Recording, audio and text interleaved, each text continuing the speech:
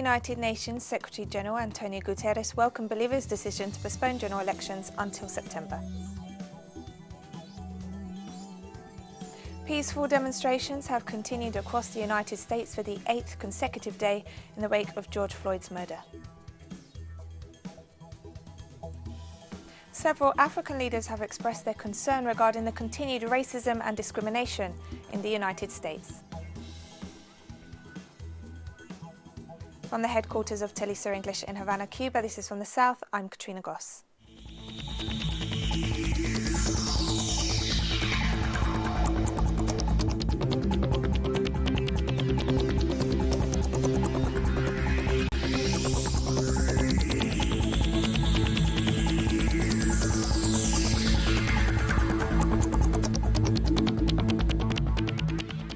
United Nations Secretary-General Antonio Guterres welcomed Bolivia's decision to postpone general elections in the midst of the COVID-19 pandemic, as he made a call to parties and authorities to cooperate in order to undertake peaceful, transparent and inclusive elections in September. Bolivia's Electoral Tribunal announced on Tuesday that the elections to replace the de facto government that installed itself after the coup against President Evo Morales, which were originally scheduled for May 3rd, are now set to take place on September 6th. Tribunal President Salvador Romero explained this is part of a pre-agreement reached with almost all presidential candidates, except the leader of the Santa Cruz Civic Committee, Fernando Camacho. Meanwhile, Luis Arce, the presidential candidate of the Movement Towards Socialism, stressed on Twitter that only a legitimate government can resolve the health, economic and social crisis that the country is currently experiencing. And authorities in some of the main cities in Bolivia have suspended the quarantine and returned to a relative normality. Nonetheless, the number of COVID-19 cases continues to rise across the country. In the first day after the quarantine was lifted, the city of La Paz saw increased movement on the streets as people returned to work after 70 days in isolation. It's been difficult. I was stuck at home for nearly 3 months, and today was the first time I could reopen my business. We only need to take care of each other now. Many of us need to go out and work because our children are hungry. I am a handyman, so I must find work. Across Bolivia, most businesses and institutions are operating, except for schools. Public transport can only be used at half capacity, and face masks are obligatory. Mantengan distancia. We are making sure people do not crowd the spaces, that social distancing is maintained. We're controlling public transport, so they follow the new rules. Social distancing, face masks, and all biosecurity measures are being enforced. We are also controlling the amount of people inside each unit to prevent the virus from spreading. For many who live on their day-by-day earnings, the end of the quarantine means starting from zero. We are in ruins, without work. We need to find work again, for our children. We need to persevere. We also need to care for ourselves, because everything else is gone. The return to normal is also placing increased responsibility on the de facto government, as COVID-19 cases continue to mount and the number of tests is minimal. Hundreds of Peruvian, Colombian and Bolivian citizens have been camping in front of their embassies in the Chilean capital Santiago, urging the governments of their home countries to assist them to return home. As Chile continues to face an economic crisis aggravated by the coronavirus pandemic, many people, including foreign nationals living and working in the country, have stressed they are unable to support their families. Faced with a difficult situation, migrants are hoping governments will arrange transport to be repatriated to their home countries. In the meantime, these families, including many with small children, are forced to wait in tents. I've been here for more than 2 weeks, 10 days. And we are asking for help in the consulate from Bolivia to go to our country, because here we have no one. The pandemic. That is the reason for the lack of jobs, and the borders were closed, and there is no way to leave. And there is a great need of our people. As you can see, we are more than 250. A new phase of easing of the lockdown is set to begin in the Brazilian city of Rio de Janeiro, despite the rising numbers of COVID-19 cases and fatalities. Rio Mayor Marcelo Crivella announced the beginning of the implementation of a gradual plan consisting of the reopening of economic, social and recreational sectors. The official also reported that the plan will be divided into 6 phases of lockdown de-escalation. Meanwhile, the governor of Sao Paulo state, João Doria, recently announced the gradual reopening of economic activities from this Monday. The 2 states are the most populated regions of the country and also the worst hit by the novel coronavirus. Brazil has the highest average number of COVID-19 deaths worldwide, while its caseload is only second to the United States. Venezuelan Vice President for Communications Jorge Rodriguez offered an update on the coronavirus figures in the country this Tuesday. Until today, we have 1,819 cases, with 334 recovered patients, 977 hospitalized, 475 admitted to comprehensive diagnostic centers, only 15 admitted in private clinics, and Venezuela has reported 18 deaths until today, with one of the lowest mortality rates in the world, under 1%. Panamanian authorities have announced further easing of COVID-19 social restrictions, despite the country reporting the highest COVID-19 figures in Central America. Public construction works, non-metallic mining, sports activities and religious worship will be allowed. The lockdown order imposed in March will be lifted, but a curfew will remain in place between 7 p.m. and 5 a.m. Panamanian authorities stated that the reopening responds to a strategy to contain the economic impacts of the pandemic on the country. Meanwhile, the COVID-19 figures stand at more than 13,000 cases and over 300 deaths. Schools reopened in Uruguay on Monday, making it the first country in Latin America to see children back in class. Schools closed in Uruguay on March 13th after the government declared a health emergency due to the novel coronavirus pandemic. President Luis Arquelpu said that they were reopening schools due to government confidence that there was a minimal risk.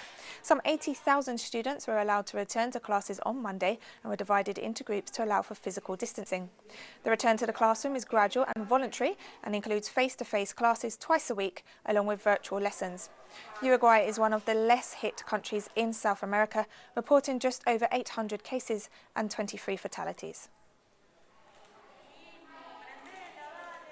A CARICOM electoral observer mission was set to leave Suriname on Tuesday, having reported that the recent elections were free, fair, transparent and credible.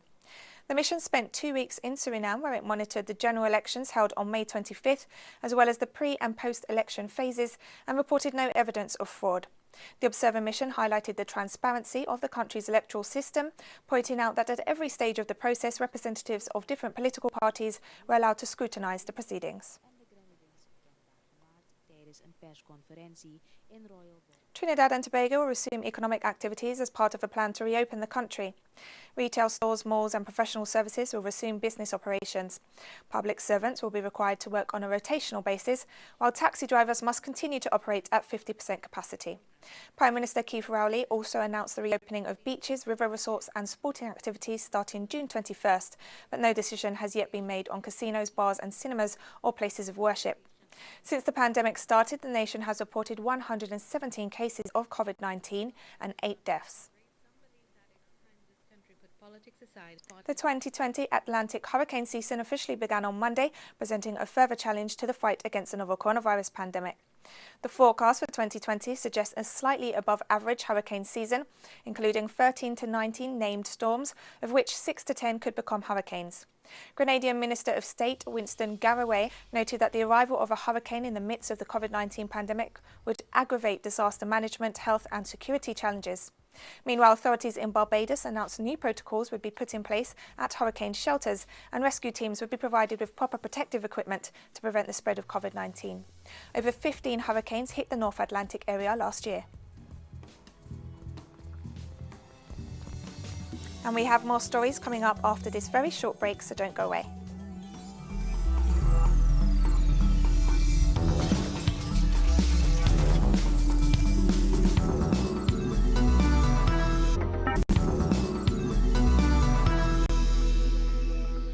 Welcome back to From the South. Peaceful demonstrations have continued across the United States in the wake of George Floyd's murder last week.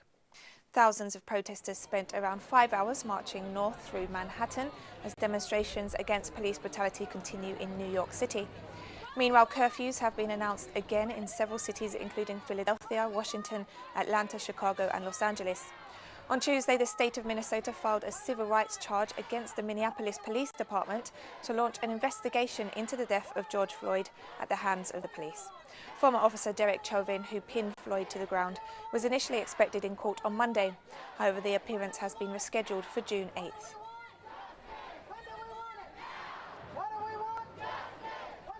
And on the 8th consecutive day after the death of George Floyd, downtown Washington saw the deployment of military trucks as demonstrators began assembling for another protest.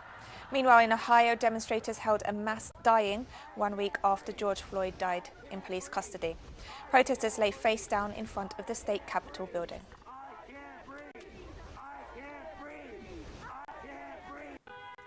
Meanwhile, George Floyd's death has sparked worldwide protests against police brutality and racism.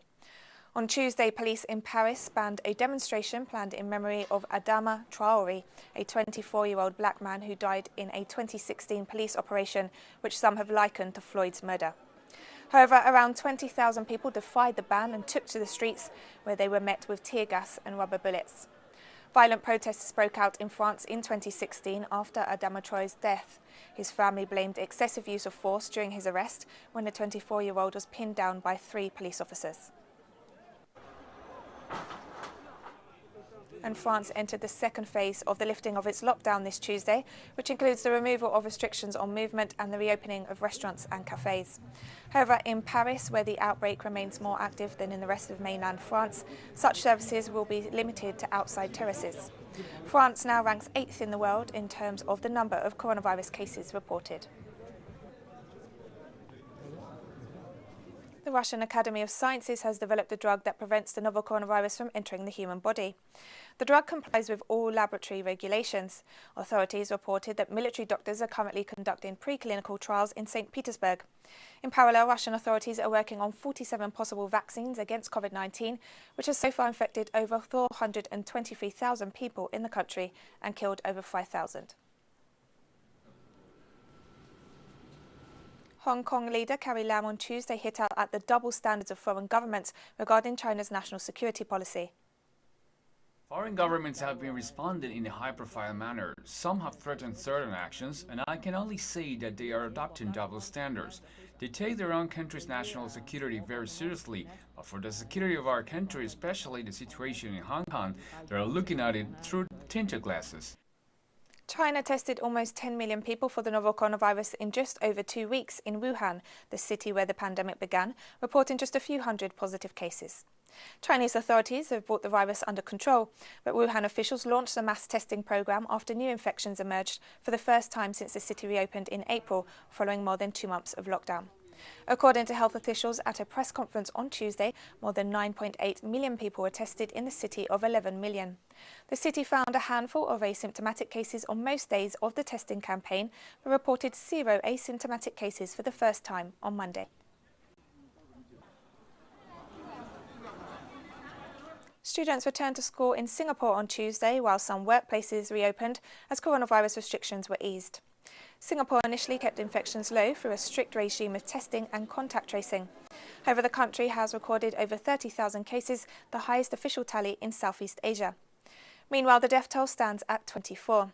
Authorities imposed a partial lockdown in early April, with people only allowed to leave their homes for essential purposes.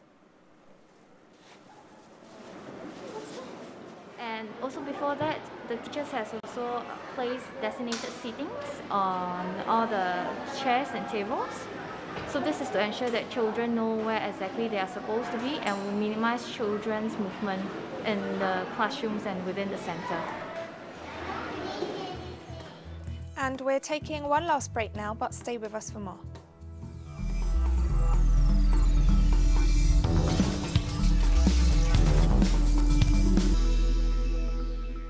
Welcome back to From the South. Ghanaian President Nana Akufo-Addo sent his condolences to the family of George Floyd and described his death at the hands of US police as unfortunate and tragic. The president made this statement on his Twitter account, adding that black people the world over were shocked by the killing of the unarmed man, while noting that it was an ugly reminder of the problem of systemic racism in the United States. He also expressed hope that the death of George Floyd would inspire a lasting change in how the US confronts the problems of hate and racism. The statement comes after the African Union Commission chairperson condemned the brutal killing and called on US authorities to intensify efforts to ensure the elimination of all forms of discrimination based on race or ethnic origin. People protested outside the US Embassy in the Kenyan capital, Nairobi, on Tuesday, expressing solidarity with the ongoing anti-racism protests in the US following the police murder of George Floyd.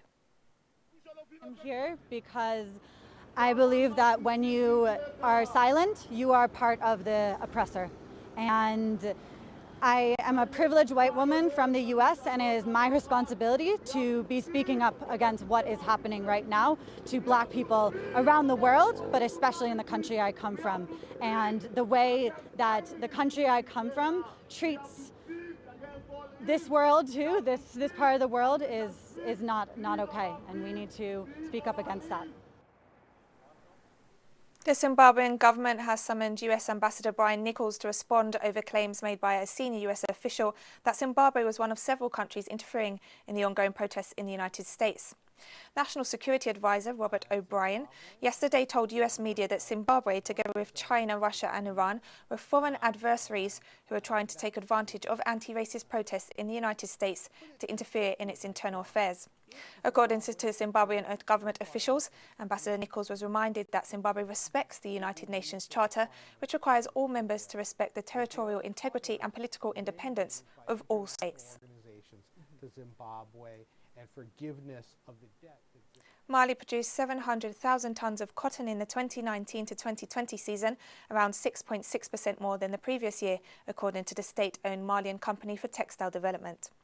Mali is one of 4 cotton producers in sub-Saharan Africa, alongside Chad, Benin and Burkina Faso.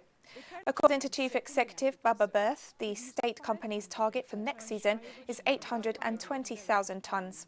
Mali's cotton season runs from April to March in 2 phases, production between May and June and September and October, and a harvesting and marketing phase that runs from October or November to the end of March. In the Western Cape, South Africa's COVID-19 hotspot, doctors who previously worked to tackle the stigma of HIV and AIDS have shared their expertise to help combat the COVID-19 pandemic. Well, I would say the attitudes in that time regarding HIV were completely different. They were different because people didn't know about the disease. Strange disease, it was not documented like COVID is being nowadays. Everybody, with the media, everybody is aware of what it is. So it was a real disease, and the government. Universities and high schools reopened in Tanzania on Monday, despite very little information regarding the exact COVID-19 figures in the country. Some students welcomed the decision but called for strict adherence to preventative measures. Meanwhile, President John Magufuli has said that the pandemic is in sharp decline. The latest figures to come out of the East African nation were released on April 29th and showed 480 cases of COVID-19 and 16 fatalities. On Monday, the government also lifted the suspension on domestic and international flights and said those entering the country would not be subjected to a mandatory quarantine. Good and powerful tools to use, which are readily available by using technology.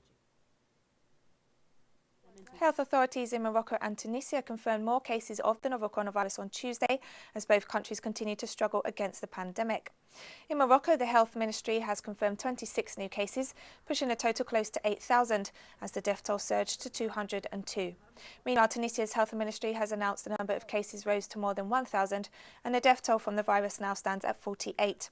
Morocco and Tunisia are 2 of the worst-hit countries in northwest Africa, only surpassed by Algeria, the 4th hardest-hit nation in the continent.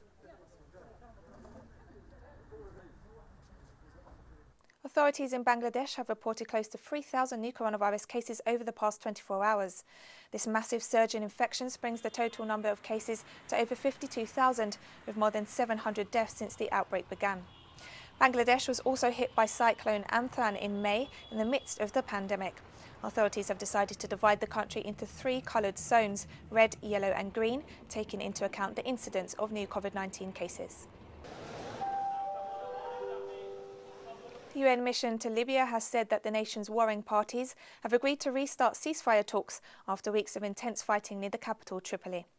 In a statement posted online, the United Nations support mission in Libya said it welcomed the plan to resume talks based on earlier so-called 5+5 military commission meetings involving 5 senior officers appointed by each side.